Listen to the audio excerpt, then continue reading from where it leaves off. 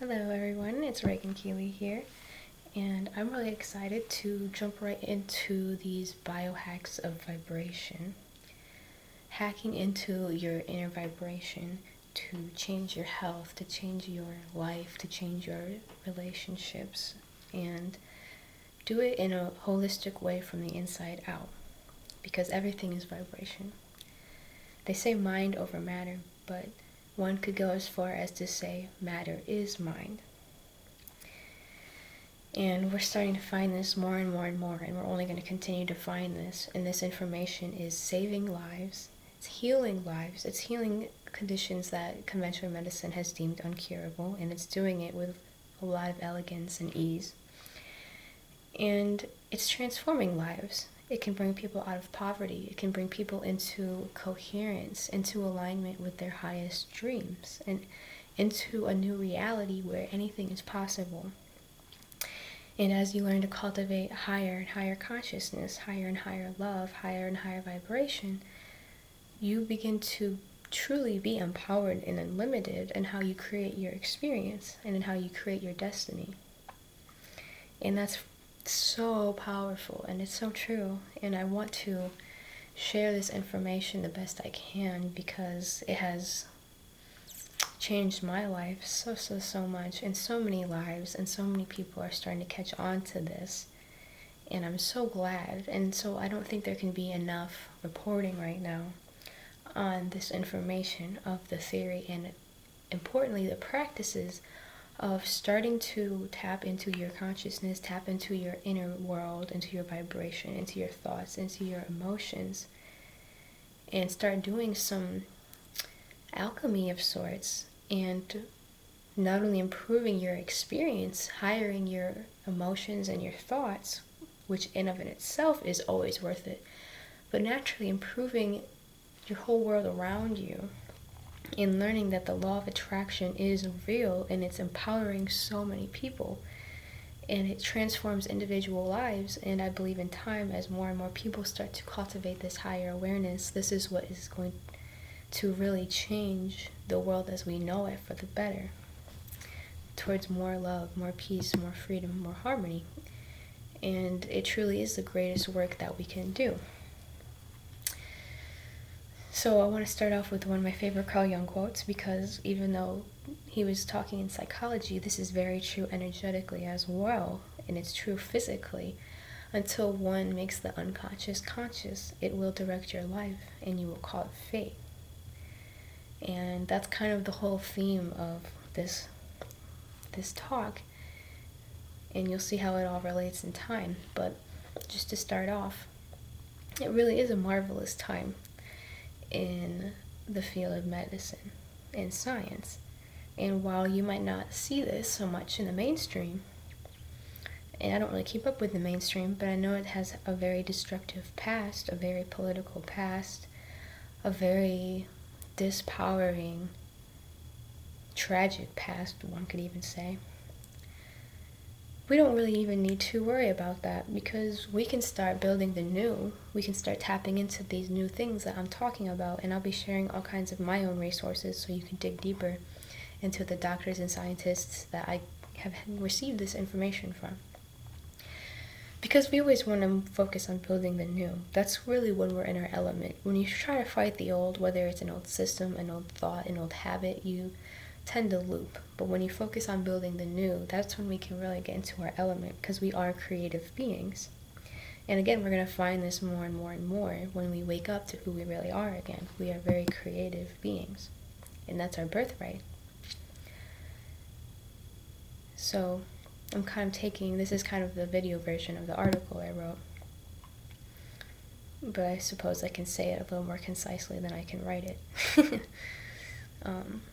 So I want to kind of just give a little more background information and then jump right into the practice. So what I really want to talk about, what I feel like is a good thing to start with, is how important you feel in each moment is. And this seems obvious and intuitive, but at the same time it's easy to take for granted and not pay attention to. And this is why, all the ancients and the sages and the mystics, they always say, focus on the present moment. be in the present moment. There's a lot of depth to that. And we're starting to find, even scientifically, how this will affect your brain, how this will affect your heart, and how this will affect your biology. It's truly amazing. So I say right off the bat, if you're interested in this stuff and you haven't already looked into their work, Dr. Joe Dispenza, he goes really into depth scientifically about how this affects your biology. Highly recommend the book, Becoming Supernatural. But he has free stuff on YouTube, and you can find his stuff all online, as well as Bruce Lipton and Jerry Tennant, just to name a few. And there's so many. And I want to say this is the first time this has come to light in such an extreme way. Because before, this stuff was still being discovered, but it was so repressed and rejected by the mainstream because it's so powerful and it's going to change the status quo. And it's also very efficient. It doesn't cost anything. You don't need any drugs or surgery for it. So it's just, there's been a lot of vested interests in pushing it down, but we can't push it down any longer because we are waking up. We are waking up to it. And I find a lot of encouragement in that, and how many people are aware of these doctors already. And it's only a matter of time, because simply people are tired of the destruction of the mainstream medical system. And I'm not even going to go into that, because I'm sure we all are quite aware of the many facets of destruction that the system has unfortunately wreaked on people's lives. But we are really empowered now that we can find these new resources, and we can see the testimonials, and we can see the data, and we can see the science behind it, as well as the more esoteric side of it, the more spiritual side of it, however you want to look at it. So going back to how you feel in each moment and why it's so important. First of all, emotionally, how you feel is producing the quality of your overall experience. Mentally, when you are feeling more free or inspired or happy or whole or grateful, you're an elevated emotion that allows you to be more creative and solve problems with a lot more ease, and just kind of flow with a lot more ease than if you were depressed or anxious or resentful. And even biologically, how you feel in your brain, your heart is constantly sending signals to your whole body based, again, on how you feel. And this is, why stress really is the number one killer. It's usually the source, because people spend way too much time in survival mode, in fear and anxiety and depression and stress. And while that's a good function for short bursts of time, it really, really drains the body so many ways, and you can look into all the different ways, write a whole book on all the different ways stress will wreak havoc on your body if it is going on for too long, and your heart is getting incoherent, and your thoughts become incoherent, and you start being overly analytical, and that's when you start going into these holistic loops of incoherence, of fear, of insanity. And we've all been there in this day and age. We've all been there to some degree or not. So we have to intentionally break that loop.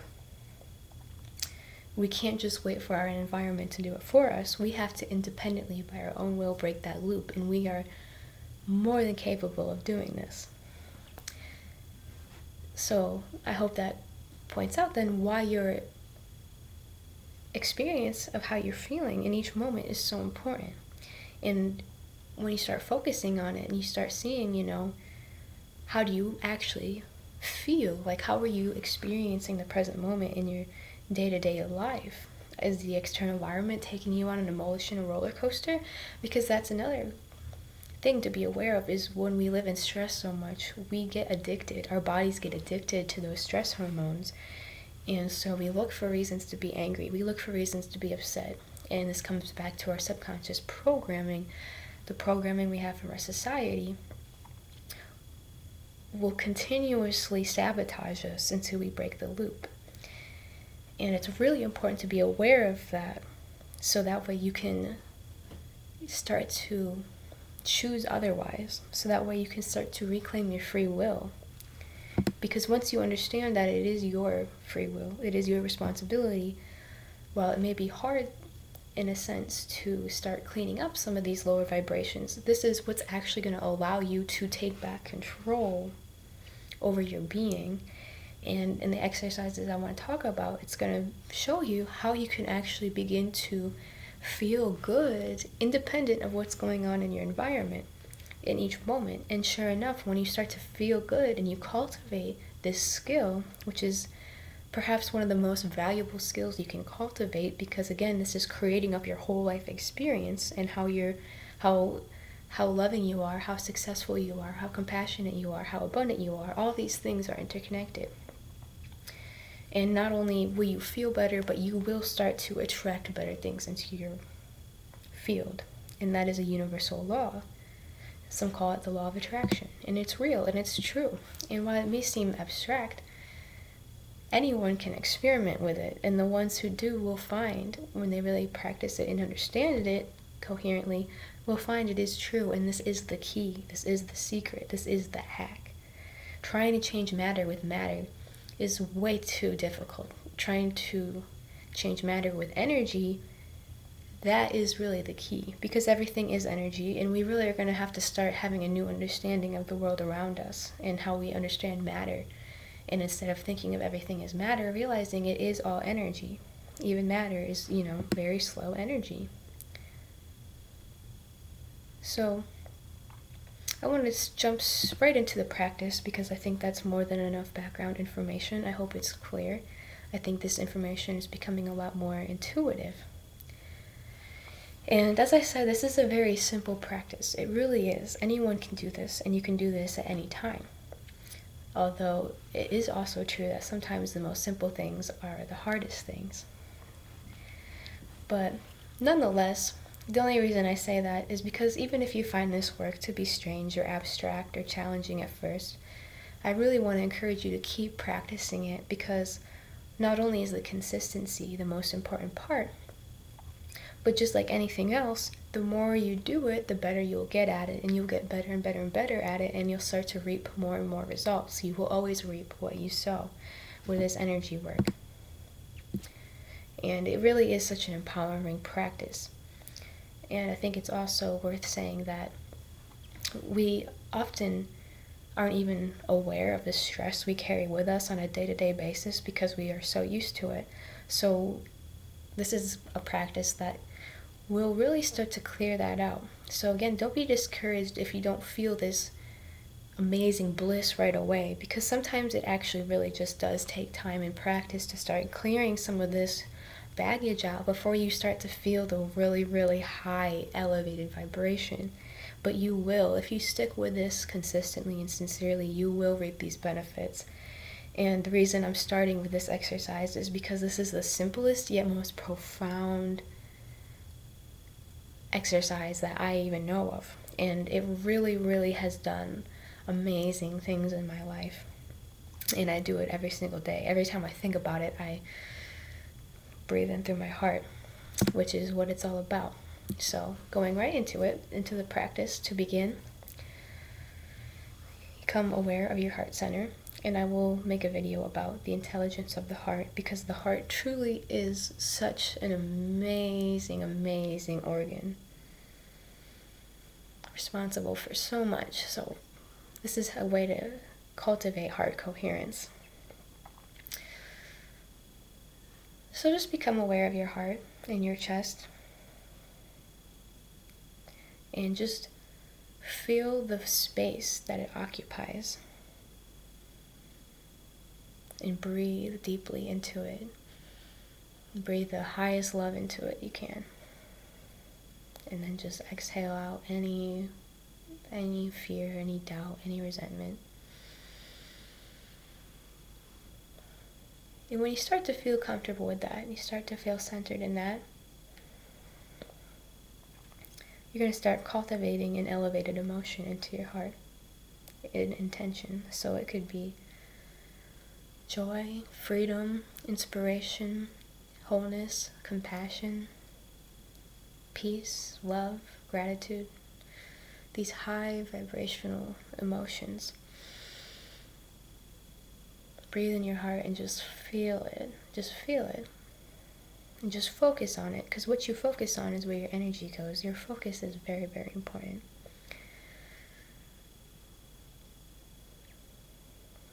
And you want to focus on this as long as you can, as long as you feel comfortable. Focus on feeling this elevated emotion in your heart. And then you can start to bring this out into your field around your heart. And this is a very real, powerful electromagnetic field around your heart. It is measurable. And imagine the space around your heart, around this really big energy center. And just, again, keep focusing on the elevated emotion. And stay present with it. And even just doing this for a few moments there, I can feel it, and it feels so good. And again, the more you do it, the more amplitude it starts to have, and you can feel the difference. You get more sensitive to it if you're not already. You can start to really feel the difference when your heart is in coherence. When your heart is in coherence, your brain is in coherence, and your biology is in coherence, and you're giving out coherent vibrations into your field, which is influencing your environment around you in powerful ways. If you really want, you could even visualize this. You could even visualize a bright, brilliant light in your heart and in and around your heart. And the more you practice, the more it will become easy to call up this high emotion, whatever emotion it may be, and you can do multiple ones after another and really experience it and pull it into your experience, and it starts to become a habit, and it starts to become natural. And anytime you're in a weird situation, or you're feeling a little stressed or a little bored or whatever the case may be, you can practice this. It's a great way to go into a meditation, and it's usually how I start a lot of my meditations. But you don't have to be meditating. You can be doing this at any time. It's just the habit of starting to consciously cultivate this higher emotion. And again, you'll start to cultivate higher thoughts and higher biology, and you'll start to form this new habit which will change your life if you keep practicing it. It's truly, truly amazing, and I love it so much. And another thing, just to add, you could do, if you want to take it again further, if you are meditating, you can do the same practice and do it with all of your energy centers instead of just the fourth one, and start with the root chakra and go all the way up with your whole body, with your legs and your arms and your head and your feet. Just feel the elevated emotion in your body and also around your body in the field. This again might seem abstract, but it really is a powerful thing, because everything is energy, and thought creates, intention creates, emotion attracts, and we really are so powerful. So thank you for listening. I hope this was helpful. I'm going to keep making videos like this and sharing these ideas and exercises, because again, they are so valuable in these times, and we are all worthy of reclaiming our inner wholeness, reclaiming our love. We are worthy of consistent effort, and of claiming back our free will to create our destiny rather than being created by our destiny. So again, thank you for listening. Much love to all of you, and I'll see you next time.